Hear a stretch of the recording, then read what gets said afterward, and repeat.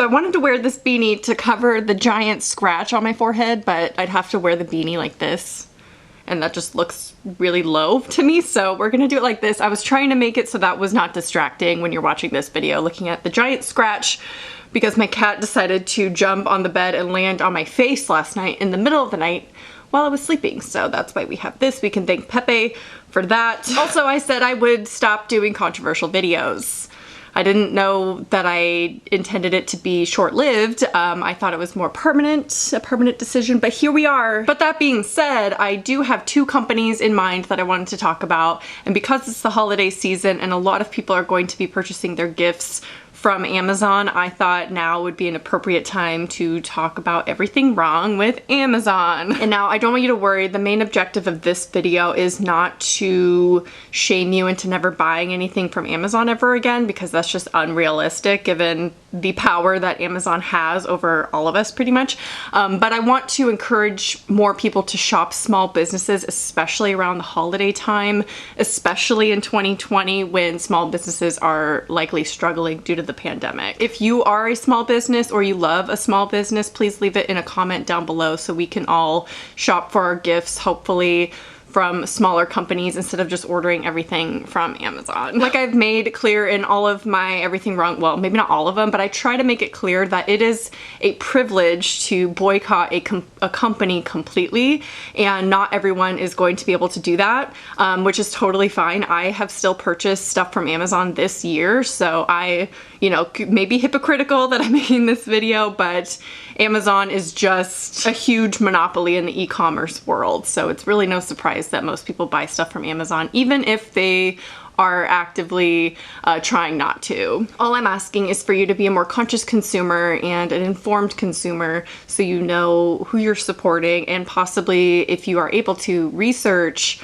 other alternatives for things that you would normally purchase from Amazon. Also, this video is to educate only. It is not an attack on Amazon or to shame Amazon or their employees at all. I merely just want to provide statistics and some factual things and some personal observations that I have made about the company. At the end of the day, this is the last disclaimer, I promise, the biggest issues that these companies cause, companies like Amazon, are because of the big companies. It is not ultimately going to come down on the consumer's shoulders. So this is not to put pressure on anyone. It's just to make more informed decisions and try to find alternatives sometimes, because it's okay to still buy from Amazon. I'm not sitting here, you know, trying to be perfect and be like, I never buy anything from Amazon. I never want anyone to leave my videos feeling pressure to boycott something or stop shopping somewhere because of what I said, because who am I? You don't need my permission to shop anywhere anyway. So with all of that being said, let's get on to the video. But first, I want to thank Nixit for sponsoring this video. Nixit is a suction-free menstrual cup made of 100% medical grade silicone, and it's completely leak-free, and you can wear it for up to 12 hours compared to the 4 hours of a tampon. My favorite thing about this menstrual cup is that it is suction free, which means it does not contribute to my cramps. This cup is one size fits all, and you don't have to fold it any particular way to get it in. You just squeeze it and insert it, and it actually sits at the top near your cervix,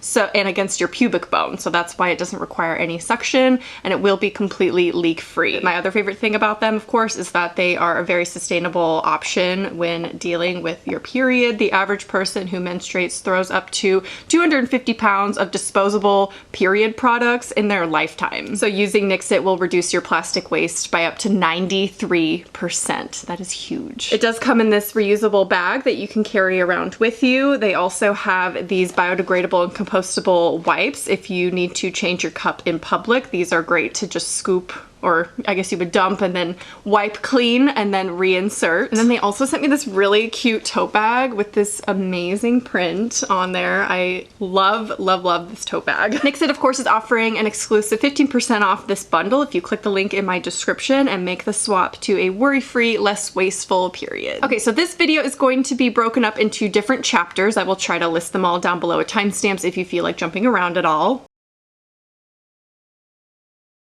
The first one is obvious, something that I wanted to cover because it is one of the biggest issues, I would say, for me personally, is that Amazon encourages consumerism, I think, more than any other company ever. The running joke with Amazon is like, oh, I stayed up really late last night and ordered a bunch of stuff on Amazon I don't need, or I got drunk and I ordered stuff on Amazon, you know, that kind of joke. And that's because of the accessibility of Amazon. It is right at our fingertips, it's on our phones, and it will be at our house a day and a half later. And they're kind of geniuses when it comes to this kind of marketing and accessibility, because no other company even comes close to this kind of accessibility and convenience. And they are leaders in the impulsive purchase department. Amazon provides nearly instant gratification, and no other company has ever come close to this, especially because we don't even have to leave our couch. We will basically get our items in 1 to 2 days. And I swear Amazon will be solely responsible if the movie WALL-E ever comes true. You can quote me on that. And like I said, I do still purchase some things from Amazon, but what I try to do is find alternatives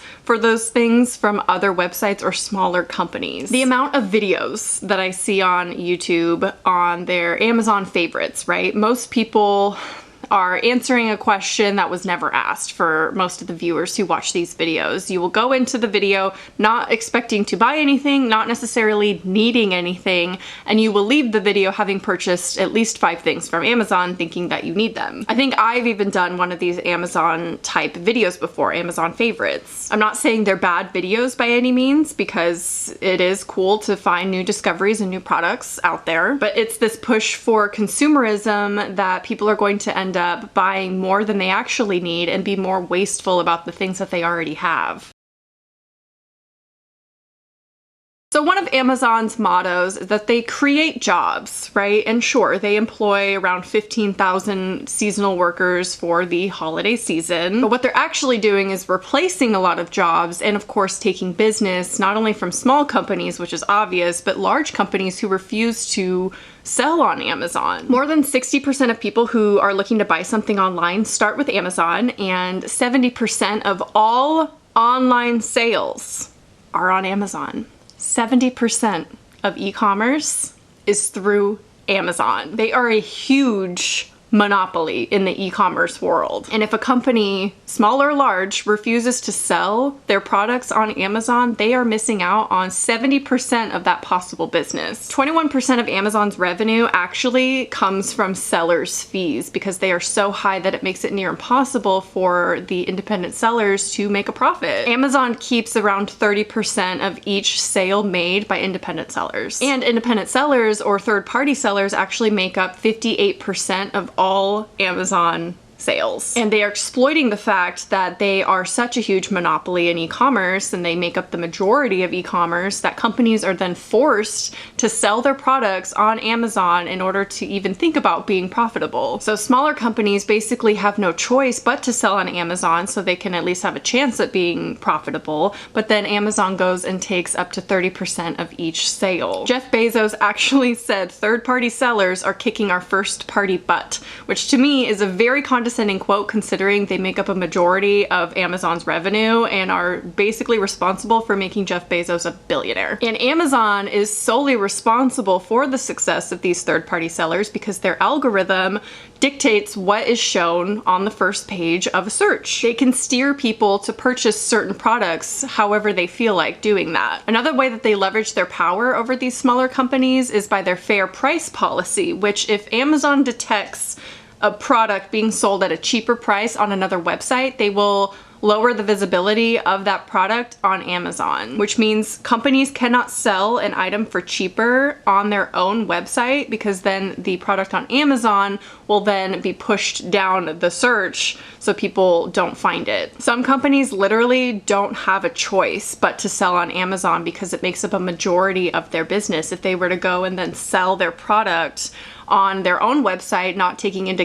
account the 30% of Amazon fees, so they're gonna sell it for a lower price on their own website, they wouldn't be as profitable because they aren't making the Amazon sales. Amazon's statement in regards to all of this is, if sellers weren't succeeding, they wouldn't be here. And to that I say 49% of the top 10,000 US-based sellers are actually based in China. In 2013, Amazon actually set up an ocean shipping operation, that's like a tongue twister, and that allows sellers from other countries to directly feed product into the US distribution centers. So because of the fast shipping, a lot of people are probably assuming that they're getting a US based product. And that just doesn't sit right with me for some reason, that the top 10,000 US-based companies, almost 50% of those are not even US companies. That doesn't make sense to me. And I think that my interpretation of this is that they are prioritizing products that make them the most money, because as you know, if you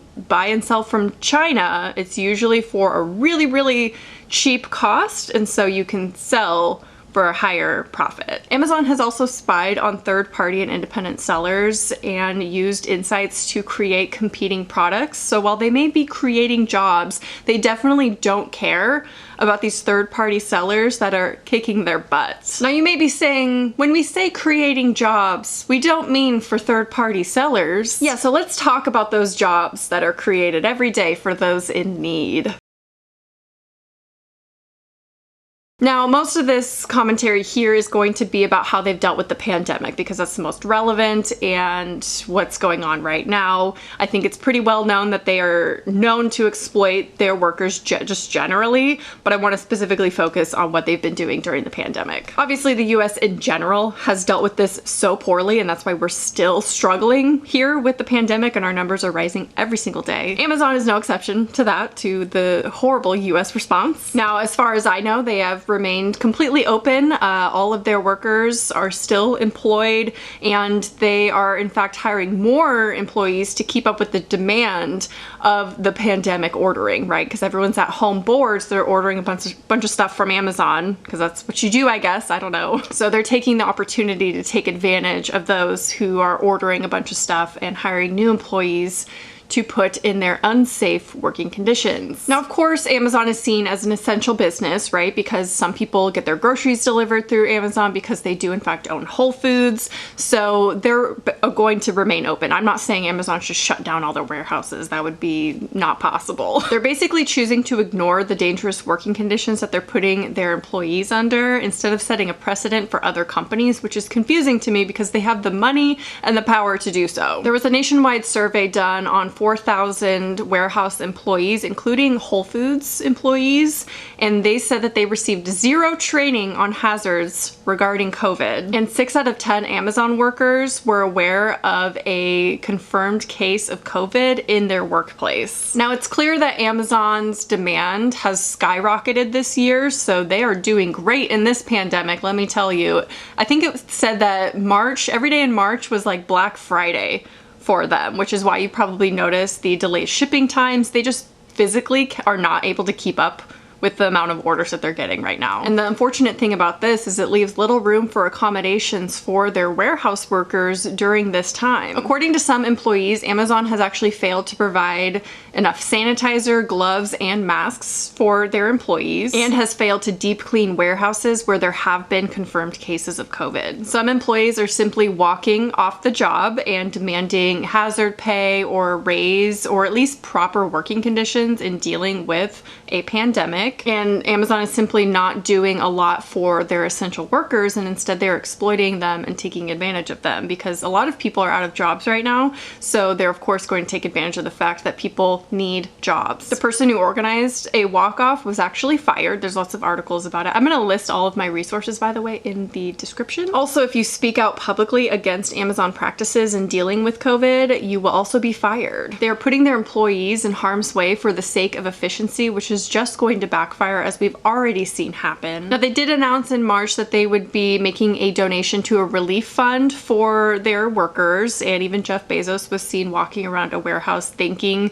the employees for their service during this time. However, many people see this as more of a PR stunt because of the amount that they're donating doesn't really cover the hundreds of thousands of employees that they have, and that it's more so just for show, to show that they kind of care about their employees. Like I said, this is just highlighting what has occurred this year, but Amazon has been known to take advantage of their workers and put a huge demand on them for years now. In 2018, around 10% of Amazon employees actually sustained serious injuries while trying to keep up with the high demand and high pressure of the job. Amazon has to work at a certain pace for the service to work, right? The 2-day shipping, sometimes it's 1-day shipping. So they have to work at a super high fast pace, and a lot of employees are getting seriously injured or facing exhaustion because they simply cannot keep up. They're almost expected to work as if they're robots or machines, but they're human. Also, good luck trying to sue or get workman's comp for these injuries, because when you work for the largest e-commerce company in the world,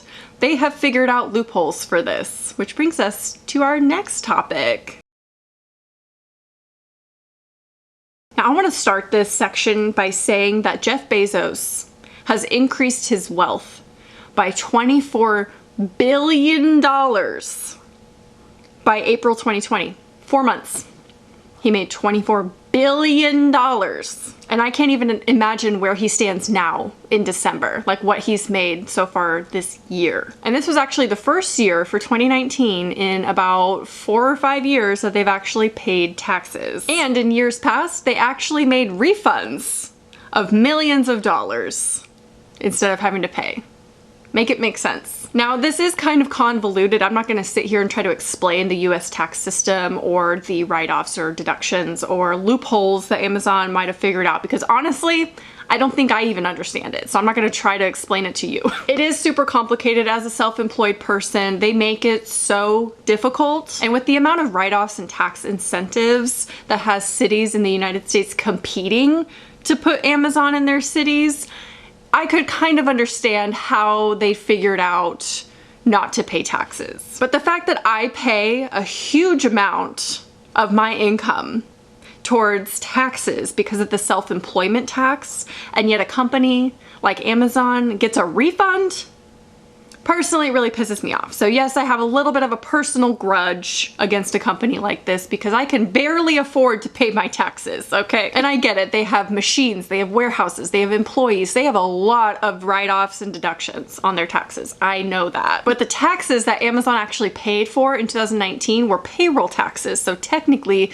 the Amazon employees paid for that themselves. So to me, it makes sense that someone like Jeff Bezos, who is the richest person in the world, would incite politicians to want to introduce a wealth tax, which I would be fully behind personally. I just don't think it seems right. And this isn't a morality thing. It shouldn't be about morals, because fair is fair. He can make billions of dollars in a second, fine. Like, sure, he invented Amazon. Like, I get it. It's not necessarily about morals, but it does rub me the wrong way that Jeff Bezos can make $24 billion in a matter of a few months during a pandemic while his employees are suffering, let alone the rest of America is suffering. I mean, so many of Amazon's employees are simply just going on strike for better working conditions and maybe a little bit of hazard pay because they are essential workers and they have to continue working in these demanding conditions, and the demand has never been higher than this year. So they just want a little bit of something extra, or at least give them the proper masks and sanitizer and gloves to function during a pandemic in a warehouse where they work with thousands of other people. Obviously, I don't think we understand the full extent as to what loopholes they went through or how they get away with not paying taxes, you know, how they avoided paying taxes. But what we do know is that this is the first time they've paid taxes in the last 4 years. So Stuart Roper of Manchester Business School actually says some of these big brands are more powerful than governments. They're wealthier. If they were countries, they would be pretty large economies. And that scares me a little bit. So the last couple things I want to talk about, there's probably a million other topics to talk about when it comes to Amazon, but I'm just covering the big ones, right? The last ones that I want to talk about are just personal observations that I have made about Amazon. So firstly, the fact that they have so many sellers constantly creating accounts and selling new products, like thousands and thousands by the second probably. It's really impossible to keep track of every little thing, and anyone can pretty much sell whatever they want. And this can result in counterfeit products, offensive merchandise, which we've seen, and just inappropriate items. Now, they claim that they don't allow these kinds of things. They do have guidelines for what you're able to sell as a third-party seller on Amazon. However, things do slip through the cracks, and ultimately, I think Amazon should be held responsible. Now, they have sold racist items in the past, not they specifically, but third-party sellers have sold racist things in the past, and it has had the Amazon Choice little sticker on there, which actually was probably false. A lot of companies, what I've noticed, will Photoshop that Amazon's Choice little sticker that you can see on some of the images and some of the products. They will Photoshop that onto their products to make you more likely to purchase it. So I don't think it was actually an Amazon supported product by any means, but just be wary of when you're looking on there to make sure that's not photoshopped on there. Another thing that they sell a lot of, which isn't inherently bad, but I just want to bring it up because I talk about it a lot on my channel, is hidden fast fashion. I'm sure many people buy the inexpensive clothing that Amazon offers, even the ones that are directly sold from Amazon.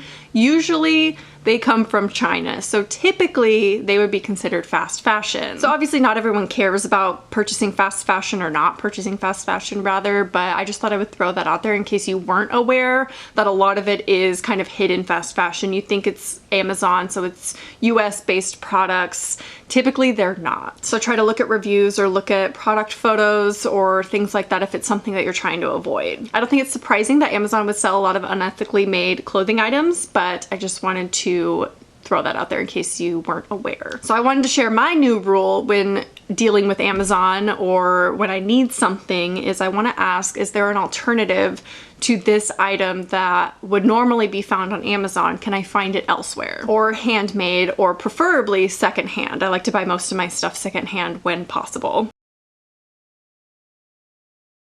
Personally, I think there is no reason anymore to buy movies or books from Amazon. I just think, besides Prime, I guess, digital copies, sure. Have I bought physical media from Amazon in the past? Absolutely. I think everyone's bought a book or a movie, a DVD, a Blu-ray from Amazon. However, now I primarily get all of my books from thriftbooks.com. It is an amazing website. Everything is pretty much secondhand. You have the option to purchase new if that's something you would prefer. Personally, I prefer physical media to digital or ebooks or things like that, so I prefer to buy physical books and movies, so Thrift Books has been amazing for that. Also, because I collect DVDs, that's something that I do try to collect. I personally buy pretty much all secondhand. I have a secondhand store near me that I like to go to, so if you have something like that in your area, I'd recommend doing that. Goodwill also sells DVDs, but that's a little hit or miss usually. Also, I look on eBay and Depop. I've been buying so much stuff from Depop because they have amazing stuff, especially licensed merch. If you're looking for that, you don't have to buy it new. My entire Harry Potter collection is secondhand. All of my merch, all of my little pins, everything like that has all come from Depop pretty much,